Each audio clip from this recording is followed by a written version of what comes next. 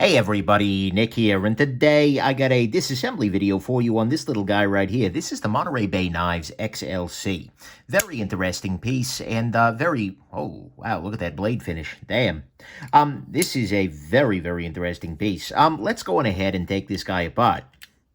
This guy literally just came to me from the factory. Well, not from the factory, from Monterey Bay Knives, who are the folks who run the factory. Well, or at least who are the people who talk to the factory. I don't freaking know. Anyways, it's new. We'll just put it that way. And this is an integral pocket knife. Before I go any further, I should explain what that means. That means that this handle is just one piece of titanium. And so in order to take this guy apart, what you want to do is actually unscrew this first part then. I'll use a watch spring bar tool. By pulling the blade out a little bit, it takes some of the tension out of the system, and I can just go dink, and I push the pivot out. That gives me a loose pivot here, which is good. And let's go on ahead and put right there everything together. Okay, this looks a lot easier. This is actually quite simple. Let's go ahead and start cleaning this guy up. If you're ever curious about any of the tools I'm using for this or any other disassembly, go ahead and check nickshabazz.com/tools, where I have a full video on the topic. But the nice thing about integral knives is that by and large, they are one-screw disassemblies, right? You take it apart with one screw, you put it back together with that one screw, and everything works out just fine. That's great. It's something that tends to actually lend a lot of simplicity. It's like harder to machine. At least that's my understanding, not being a machinist. But it is way easier to take apart because there's really only one part that needs to be a thing. And that's great.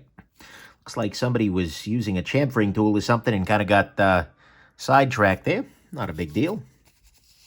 I just noticed the finish on this blade is actually quite impressive. I'm very impressed there.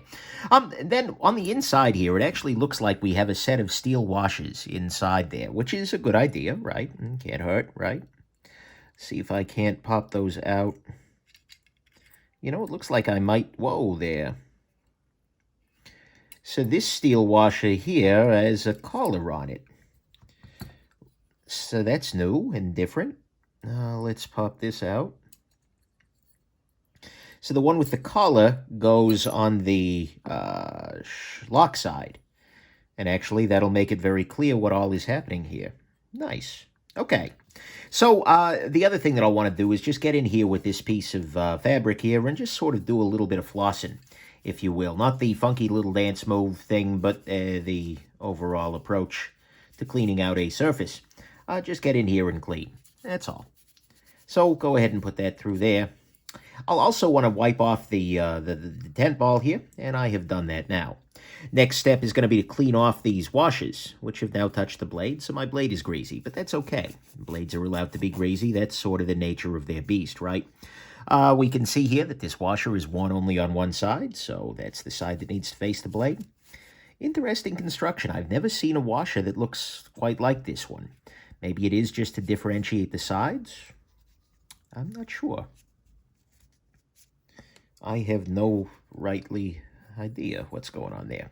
But that's okay, because at the end of the day, whether I know or not, we are done cleaning this up, and we can put this guy back together. I'm going to go ahead and I'm going to use some 10-weight nano oil here. And the approach that I'm going to take is to do this, put this guy back together gradually.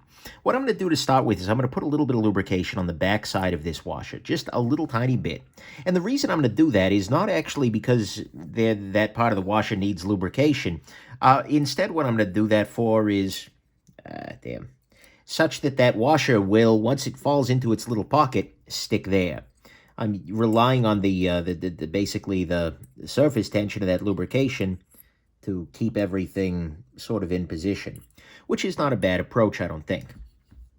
I will do the same right here on this washer, although this one I suspect will stick a little bit more readily as I am putting everything together, because it has that little groove to fall into. There we go. So we've got our two washers into position now, and they seem to be sticking in place. That's good. Next step I'm going to take here is to go ahead and I'm going to put some lubrication on the inside of the blade pivot there, on the inside of the bearing race. I'm also going to put some on the tent ball path here, which is great. And I'm going to clear out what looks to be a little bit of leftover red Loctite, but there's no red Loctite on this, so I don't know what that's about. Either way, I've got that there. Lift this up. I'm going to put a little lubrication on the other side here.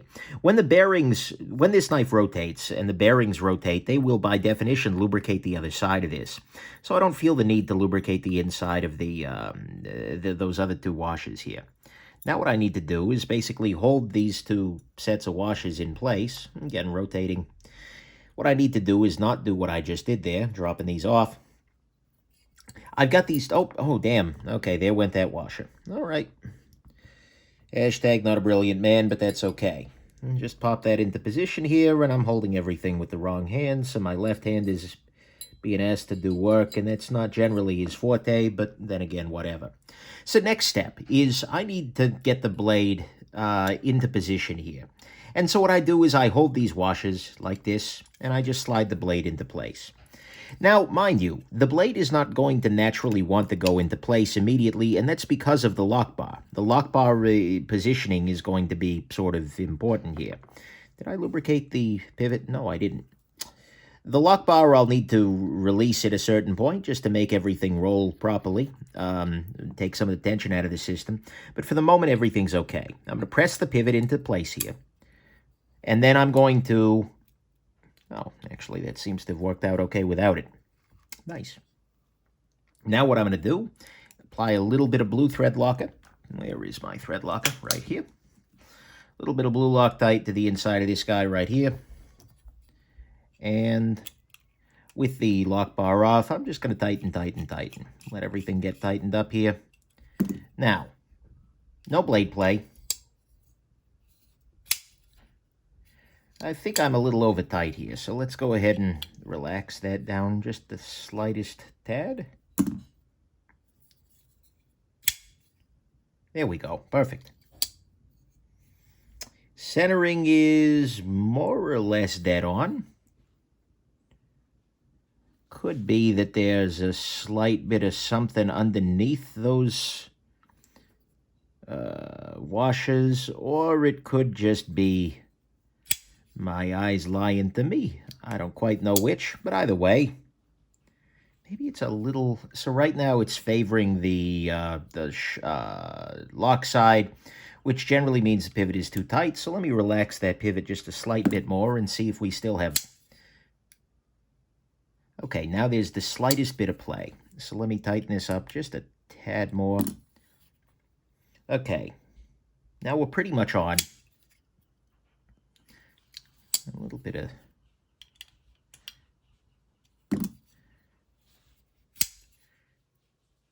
Why am I struggling here? Okay, no play. Centering is pretty damn close to right down the middle. What I'm wondering, though, is whether I actually put the pivot back in backwards. So what I'm going to do is actually just try and swap this around real quick. Just do exactly the opposite what I was doing. I don't know if it's going to be a factor, but it could be, and so in the event that it is a factor, this way I'll test that, right? Again, shouldn't matter, but let's see here. I don't think I'm tight enough right now, so let's go ahead and tighten. It is actually further off. So I think I had it right the first time. My suspicion is that there's some little tiny bit of grease or gunk or something like that that's gotten underneath the one of those washers there.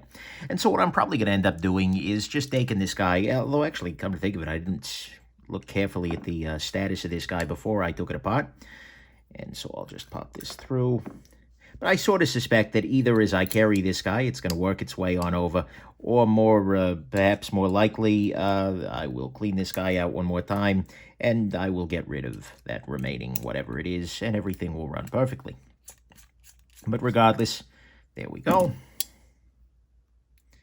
Yeah, actually, looks good. No play. Centering is damn close to right on. And we will... Oh, I'm turning the wrong side here.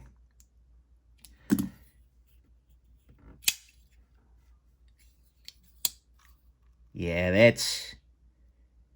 that's real close. If it ain't there, it's damn near. All right. Anyway, so there you go. Aside from a little bit of extra futzing with it that I really, frankly, didn't need to do, that was pretty straightforward and nicely constructed, and there you go. Now I'm going to wash off the blade here and have myself, just with a little bit of eyeglass cleaner and a microfiber cloth. But there you go. Hope this was interesting to you. Have yourselves just an absolutely wonderful rest of your day. Bye now.